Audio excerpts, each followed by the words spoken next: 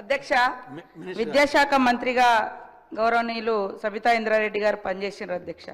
వారి 5 సంవత్సరాల కాలంలో కానీ లాస్ట్ 5 ఇయర్స్లో కానీ అంతకుముందు టీఆర్ఎస్ వచ్చి 5 ఇయర్స్లో కానీ 10 ఇయర్స్లో ఎప్పుడు కూడా మరి బ్రేక్ఫాస్ట్ పెట్టాలనే ఆలోచన రాలేదు అధ్యక్ష. 10 సంవత్సరాలలో వాళ్ళు బ్రేక్ఫాస్ట్ ఎప్పుడు మొదలుపెట్టిరంటే అక్టోబర్ 6వ తారీఖు నాడు మొదలుపెట్టిరు అధ్యక్ష.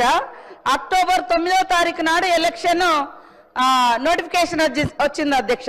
కేవలం ఎన్నికల కోసం మీరు పెట్టినటువంటి ఈ యొక్క స్కీమ్ అధ్యక్ష.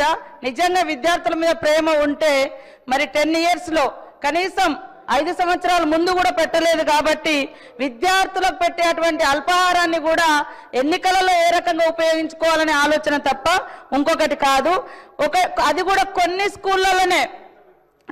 స్కూళ్ళలోనే ఈ యొక్క అల్పాహారం స్కీము అది కూడా అక్టోబర్ 6వ తారీఖు నాడు ప్రారంభిస్తే అక్టోబర్ 9వ తారీఖు నాడు నోటిఫికేషన్ వచ్చింది అసెంబ్లీ ఎన్నికలకు.